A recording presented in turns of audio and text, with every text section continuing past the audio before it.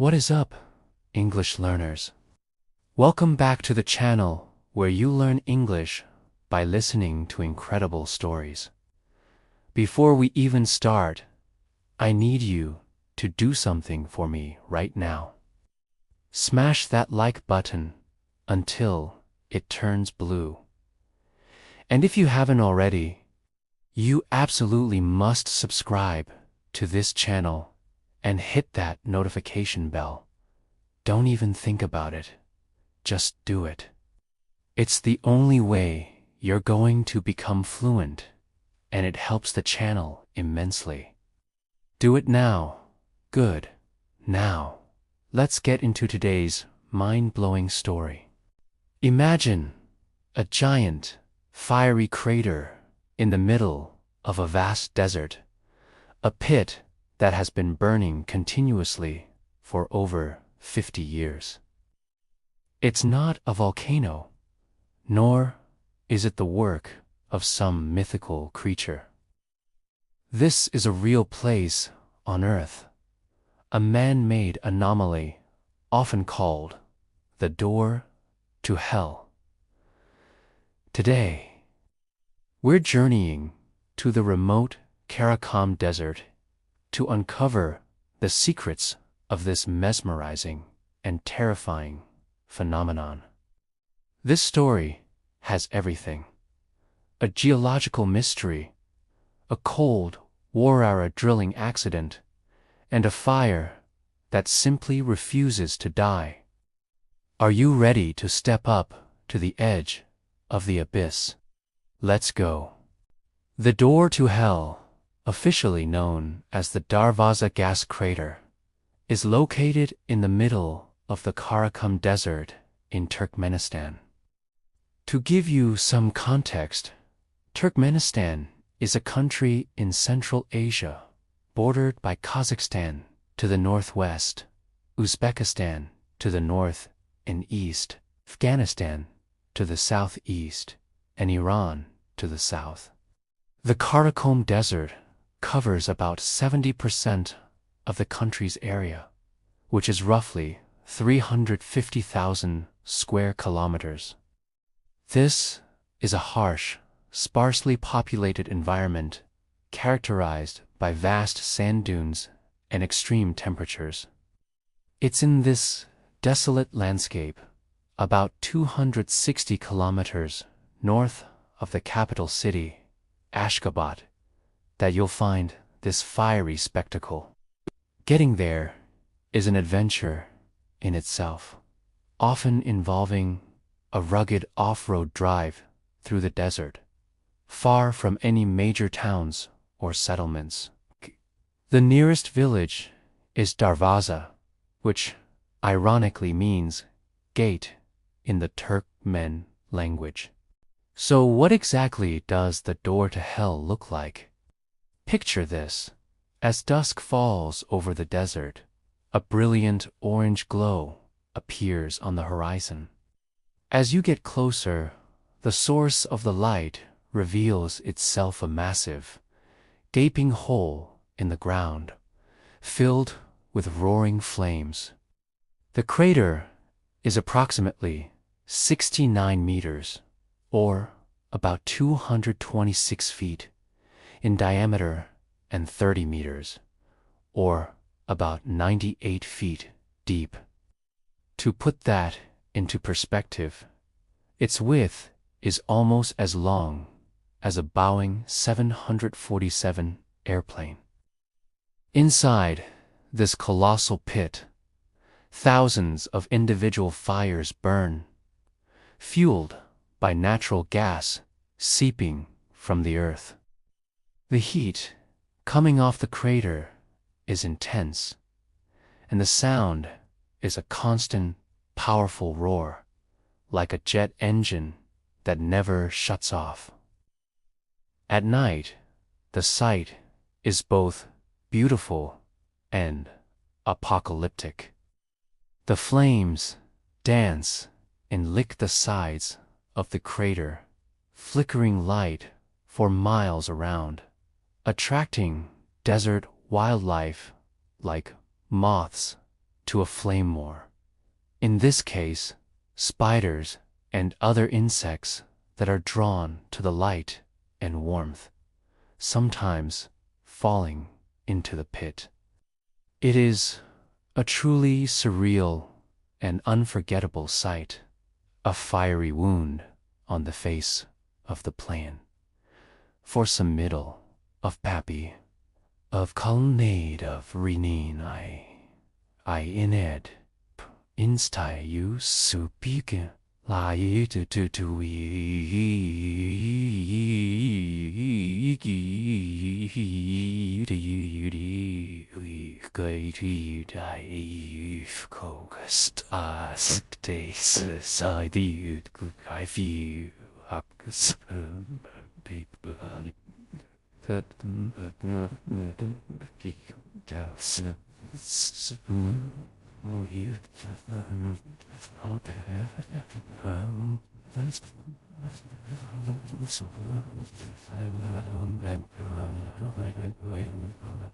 The story of how this fiery pit came to be is shrouded in some mystery, but the most widely accepted account dates back to 1971. At that time, Turkmenistan was part of the Soviet Union. Soviet geologists, believing the area was a substantial oil field site, set up a drilling rig to assess the quantity of oil reserves. However, they weren't drilling into a stable patch of ground. They were drilling on top of a massive pocket of natural gas. The ground beneath the drilling rig and their camp collapsed, swallowing the rig and creating a large crater. Thankfully, no lives were reportedly lost in the initial collapse. The collapse, however, created a new and much more dangerous problem. The crater began releasing huge quantities of methane gas. Methane is a potent greenhouse gas and also highly flammable. Worried that the poisonous gas could spread to nearby towns and harm local wildlife and livestock, the scientists had to make a quick decision. They decided to light the crater on fire. Their logic was that the gas would burn off in a few weeks and the problem would be solved. They threw a grenade into the crater, igniting the seeping gas and creating the massive inferno we see today. But their calculations were spectacularly wrong. The fire didn't burn out in a few weeks. It didn't burn out in a few months or even a few years. It has been burning continuously ever since that day in 1971. For over half a century, the door to hell has been relentlessly blazing. The Karakum Desert sits atop one of the largest natural gas reserves in the world. The entire region is rich in oil and natural gas, which is why the Soviet geologists were there in the first place. The crater is essentially a tap into a seemingly endless supply of this flammable resource. The geology of the area consists of porous sedimentary rock, which allows the natural gas, primarily methane, to seep through the cracks and fissures in the earth created by the drilling collapse. This constant, steady supply of fuel is what has kept the fire burning for so long. The crater is not fed by a single large vent. but by thousands of small leaks all over its floor and sides. This is why it looks like 1,000 separate fires are all burning at once. The sheer volume of gas escaping is immense. While exact figures are hard to come by, it's estimated that the crater has been burning through billions of cubic feet of natural gas every year, a significant economic and environmental loss. Despite its ominous name and remote location, the Darvaza gas crater has become one of Turkmenistan's most famous, albeit unofficial, tourist attractions. For adventurous travelers, a trip to see the door to hell is a highlight of any journey through Central Asia. People from all over the world make the pilgrimage into the desert to witness this unique spectacle. Most visits happen in the evening or at night, when the fire's glow is most dramatic against the dark desert sky. Tour operators in Turkmenistan offer overnight trips where visitors can camp near the crater's edge and watch the flames dance all night long. It's a truly unique camping experience, to say the least. In 2013, the famous explorer and storm chaser George Kourounis became the first person to ever descend to the bottom of the crater. Wearing a heat-reflective suit and a breathing apparatus, he spent about 15 minutes on the fiery floor, collecting soil samples. His exploration revealed that microorganisms were surviving in the high-temperature, methane-rich environment at the bottom, offering fascinating insights studying extremophiles' life that can survive in extreme conditions.